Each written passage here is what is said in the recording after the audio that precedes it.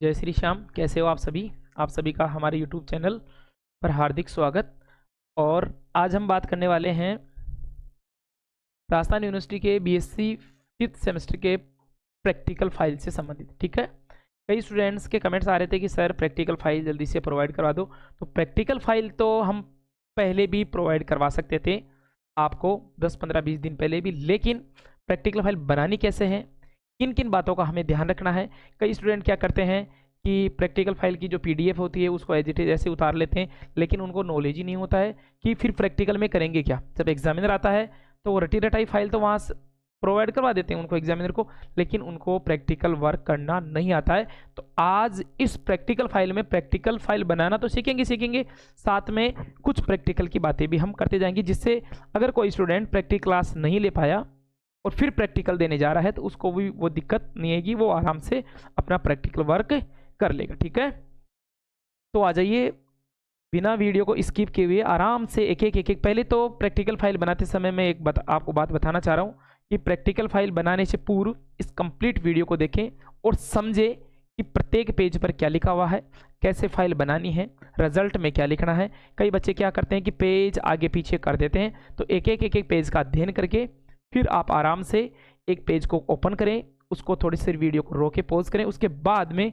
फिर next video को next आगे चलाएं। ऐसा करके आप आराम से 2 दिन लग जाए, भले 3 दिन लग जाए, लेकिन आराम से आप बढ़िया साफ सुंदर नामांकित चित्र वाली गजब फाइल बनाएंगे। प्रैक्टिकल फाइल भले ही 5 नंबर की हों, लेकिन सारे जो नंबर हैं 40 नंबर का जो मैटर है वो डिपेंड करता है इस फाइल पर, क्योंकि एग्जामिनर को ये लगता है या एग्जामिनर ये सोचता है कि बच्चे ने तो कहीं से कॉपी किए, और अगर बढ़िया फाइल है तो एग्जामिनर को लगेगा कि आपने प्रैक्टिकल किया भी है।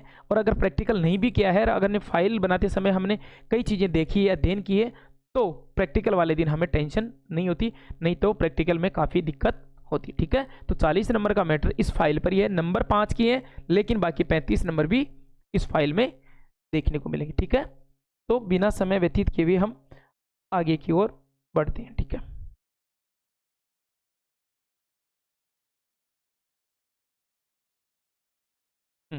सबसे पहले तो ये हमारा इंडेक्स है, अर्थात इसमें क्या क्या चीज़ें हमें अध्ययन करनी है। फिफ्थ सेमेस्टर में सिलेबस मैंने आपको अलग से वीडियो प्रोवाइड करवा दिया गया है।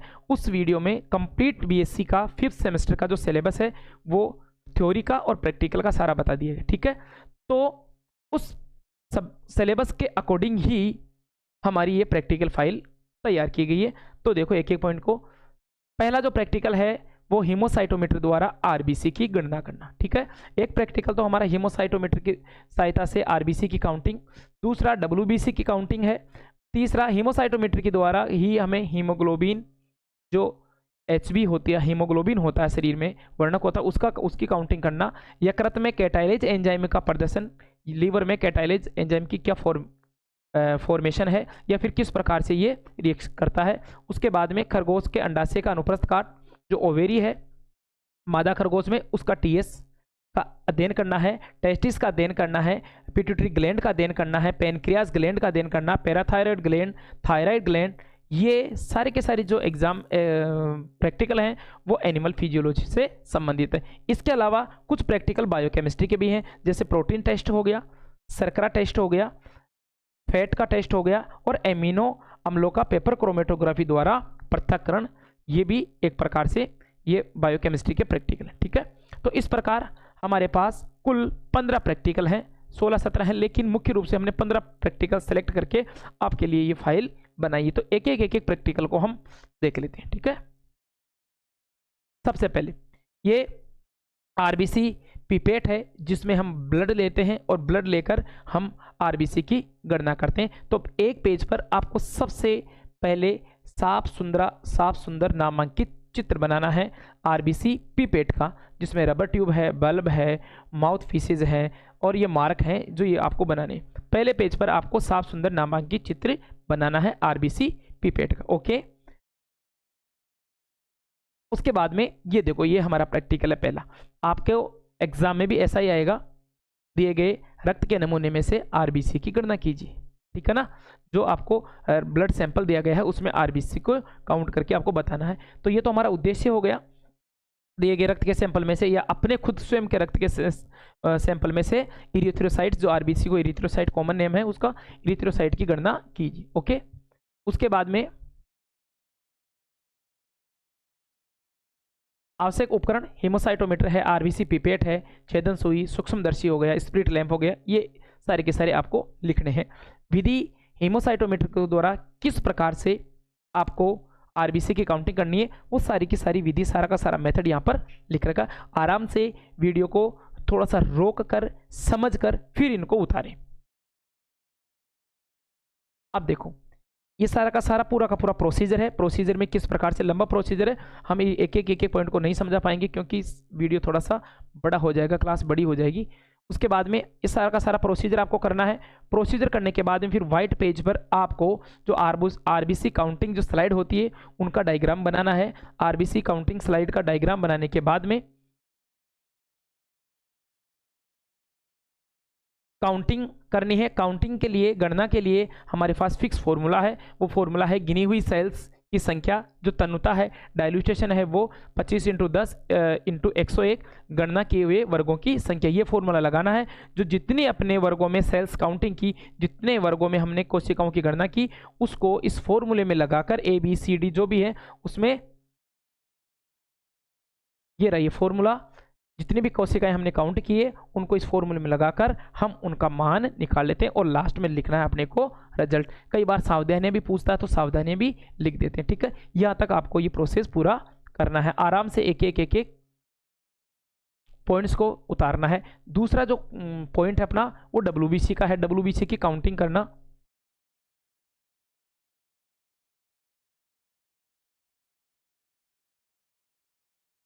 ठीक है, ये दूसरा हो गया WBC की काउंटिंग करना। वही दिया गया जो ब्लड सैंपल है उसमें से या किसी रक्त के नमूने में से WBC की काउंटिंग करना। आवश्यक उपकरण वही हीमोसाइटोमीटर, WBC प्लेट है, वो पिपेट है, सूक्ष्मदर्शी है, स्प्लिट लैंप वगैरह, वाच ग्लास, डिस्टिल वाटर वगैरह, एल्कोहल, वो सारा का सारा। फिर अपने को लिखना है प्रोसीजर।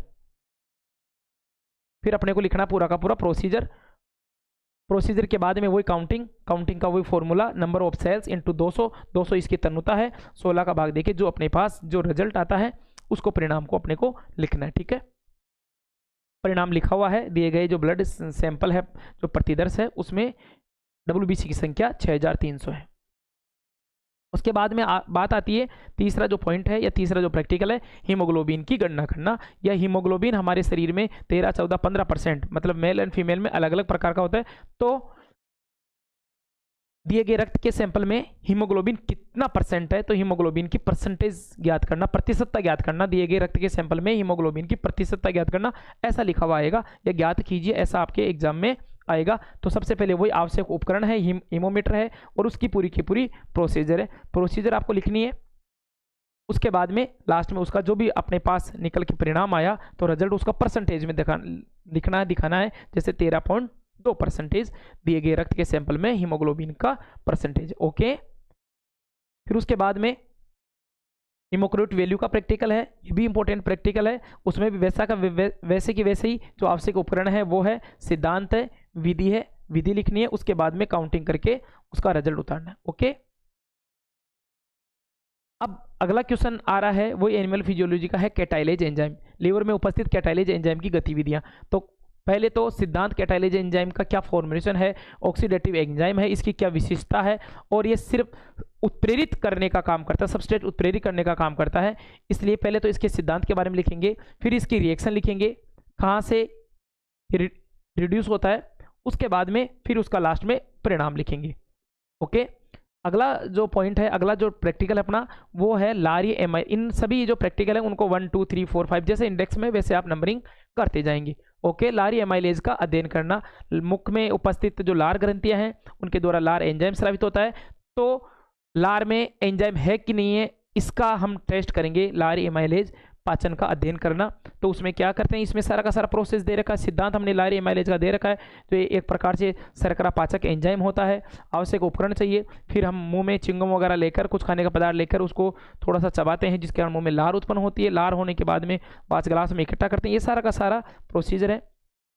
और इकट्ठा करने के बाद में उस एक सैंपल में तो उसको प्रखनली में लेकर उसको उबाल लेते हैं, गर्म कर लेते हैं, जिसके कारण जो एमाइलेज एंजाइम है वो नष्ट हो जाता है। दूसरी को नहीं उबालते हैं, दोनों का परीक्षण करते हैं। जिसमें उबाल लिया उसमें तो उपस्थिति दिखाता नहीं है, और जिसमें नहीं उबाला उसमें प्रेजेंसी दिखाएगा। ओके,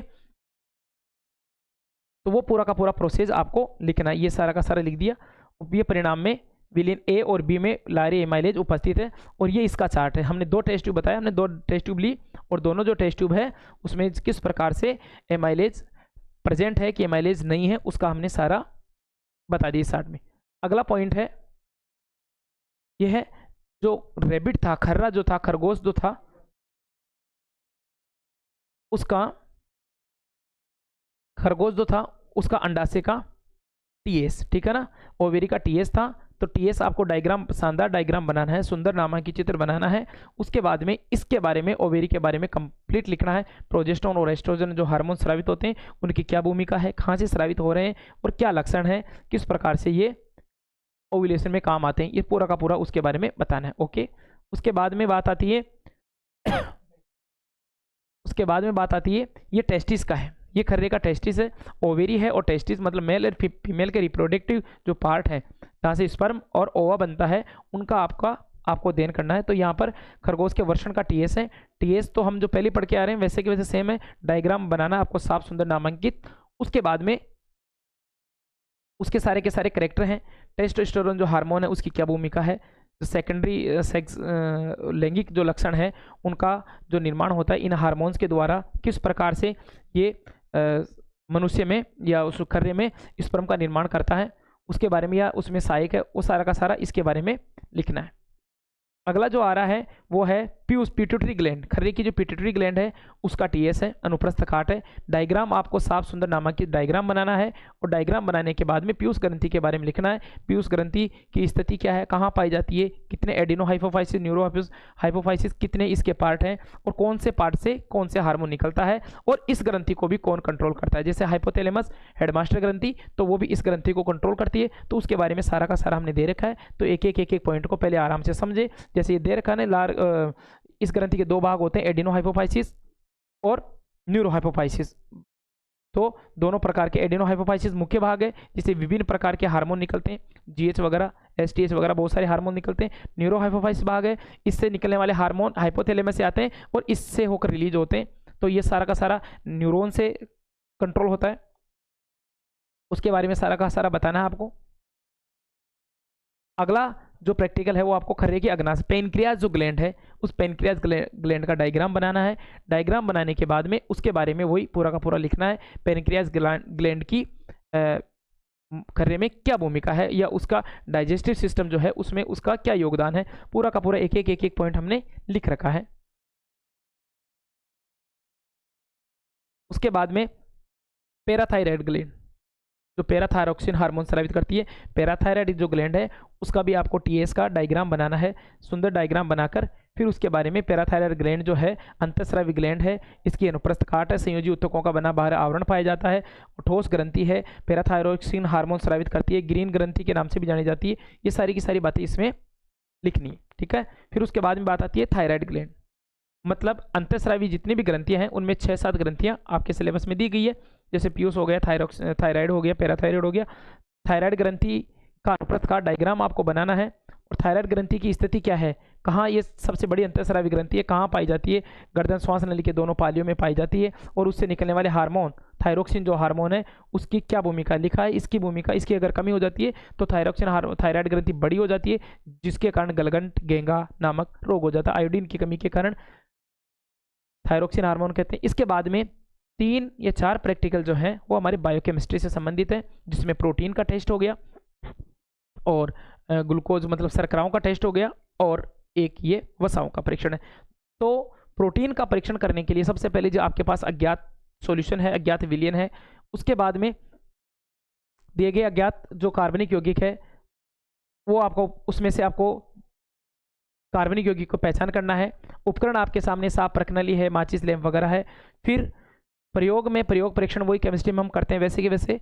इसके बाद में अज्ञात पदार्थ जो हम ले रहे हैं उसमें सबसे पहले बेंडिक्ट विलयन डालकर देखते हैं अगर कोई निष्कर्ष आ रहा है कि नहीं। हो सकता है कि अज्ञात पदार्थ शर्करा भी हो सकती है, अज्ञात पदार्थ प्रोटीन भी हो सकता है और वसा भी। तो पहले हम प्रोटीन वसा का करके देखते हैं, नहीं आ रहा है तो फिर शर्करा का बाद में।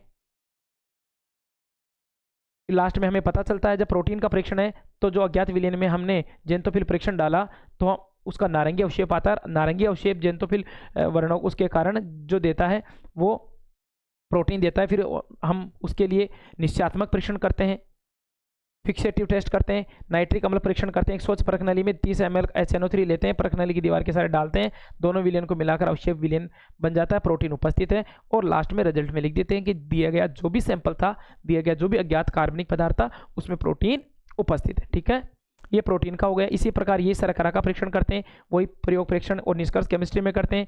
एक एक सॉल्यूशन डाल के देखते रहते हैं। अब जब शर्करा प्रेजेंट है तो उसके बारे में उसका रिजल्ट लिख देते हैं। दिया गया जो प्रादर्श है, प्रतिदर्श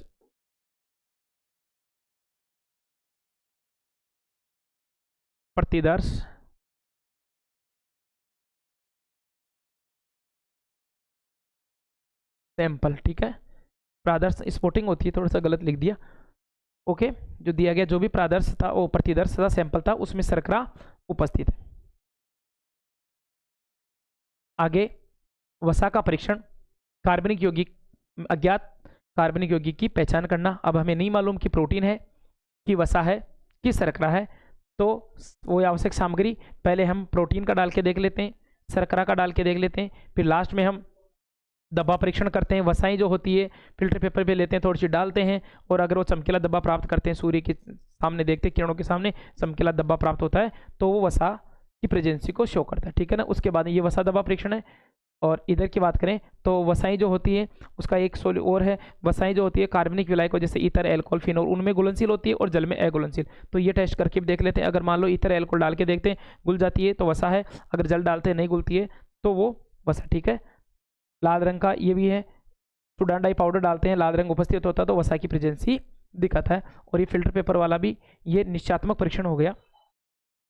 ओके, फिर उसके बाद में ये जो डायग्राम है ये है पेपर क्रोमेटोग्राफी।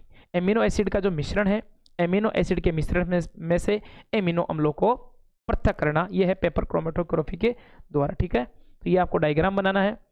अपना सिद्धांत ये है, एमिनो अम्लों के मिश्रण में से एमिनो अम्लों को पृथक करना। पेपर एक तो सॉल्वेंट मेथड होता है, एक पेपर क्रोमेटोग्राफी। तो यहाँ पर पेपर क्रोमेटोग्राफी दिया गया है, तो जो भी उपकरण काम में आ रहे हैं, इंस्ट्रूमेंट काम में आ रहे हैं, उनको लिखते हैं। फिर इसका सिद्धांत लिखते हैं।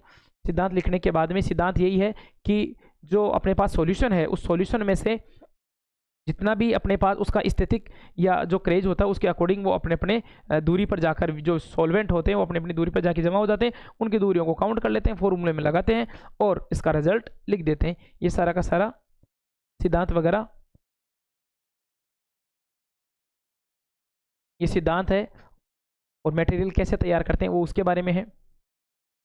फिर पृथक्करण के लिए प्रोसीजर है और उसके बाद में रिजल्ट लिख देते हैं। रिजल्ट में जो एमिनो अम्लों को स्पोर्ट द्वारा तय की दूरी है वो S1 होती है सेंटीमीटर में, और विलायक द्वारा तय की दूरी वो S2 होती है वो भी सेंटीमीटर में, और इनका डिवाइडेशन करके 0.16 और ये रिजल्ट में लिख देते हैं। एक बार इसको आराम से और देख लो, इंपॉर्टेंट प्रैक्टिकल है और एग्जाम में आएगा, 101% एग्जाम में आएगा। ओके, तो आराम से वीडियो को थोड़ा सा रोक कर इसकी मत करना, आराम से देखकर पहले तो ये बना लो, उसके बाद में ये प्रोसीजर पूरा का पूरा, और प्रोसीजर के बाद में ये पृथक्करण, और पृथक्करण के बाद में ये उसका रिजल्ट, और ये थोड़ी सी सावधानी। ठीक है, ये हो गया प्रैक्टिकल फाइल। इसके अलावा प्रैक्टिकल फाइल थोड़ी सी कंप्लीट हो गई है।